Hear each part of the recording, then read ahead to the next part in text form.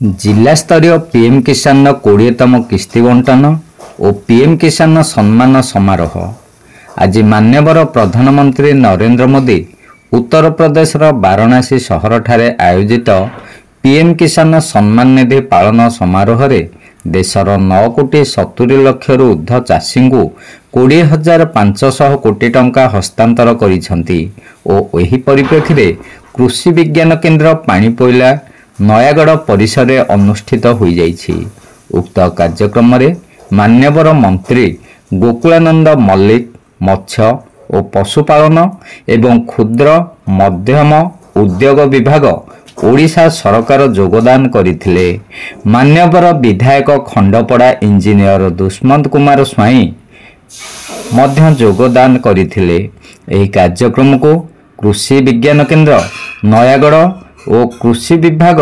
नयागढ़ मिलित सहयोग रे अनुष्ठित होइथिला एवं एथिरे जिल्लार प्राय 400 ऊर्ध्व चाषी भाई और भौणी माने योगदान करथिले। एही अवसर रे उपस्थित समस्त अतिथिवृंद एवं जिल्लार विभिन्न ब्लॉक रु आसीथिबा चाषी माने वाराणसी ठारू आभासी माध्यम रे सीधा प्रसारण हेउथिबा प्रधानमंत्री कार्यक्रम देखिथिले। एठारे सूचना थाउ कि कृषक मानक आर्थिक आवश्यकता पूरण करिया पई पीएम किसान योजना एक कल्याणकारी योजना। एही योजना रे चाषी को सहायता राशि भाव में वर्ष को 6,000 टंका 3 गोटी किस्ती माध्यम रे प्रदान करा जाय थाए। एही कार्यक्रम रे मुख्य निर्वाही अधिकारी जिला परिषद लग्नजीत राउत अतिरिक्त जिलापाल विजयानंद नायक उपजिलापाल कर्णदेव समादार सीडीपीओ उपनिर्देशक उद्यान वनखंड अधिकारी योगदान करथिले। एही अवसर रे कृषि विज्ञान केन्द्र तरफरु विभिन्न प्रकाशन उन्मोचन करा जायला। एही कार्यक्रम रे चाषी और वैज्ञानिक आलोचना मध्य करा जायथिला। शिवनारायण दास का रिपोर्ट खंडपड़ा वार्ता। देखो आम प्रिय प्रधानमंत्री वाराणसी ठारे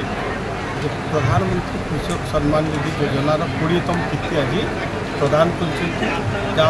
सारा भारत वर्षर पाखापाखि 9 कोटी 70 लाख कृषक को प्रदान कर जोटा कि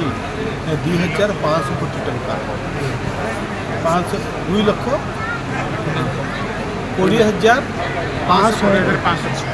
टंकार तार जो इनपुट सब्सिडी प्रदान कर कृषक मान भाव में आज ओडिशार समस्त चाषी मान पाखापाखि 34 लाख चाषी मध्य राशि प्रदान कर नयागढ़ कार्यक्रम भव्य दिव्य भाव आयोजन कर अनेक चाषी भाग नहीं जिला अधिकारी कृषि अधिकारी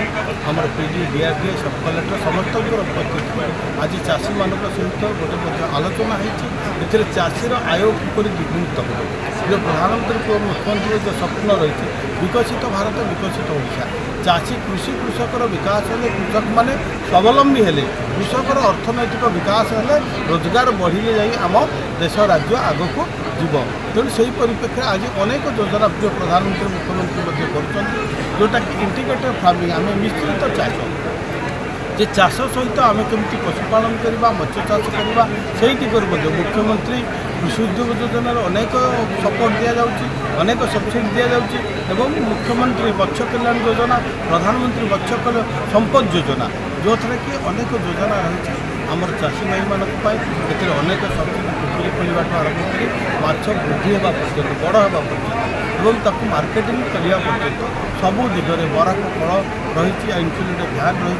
जाल अनेक कथा आज आम सरकार देउछन्ति चाषी मानक केवल गोटे लक्ष्य गाँव चाषी हसिले देश हसिब राज्य हसिब।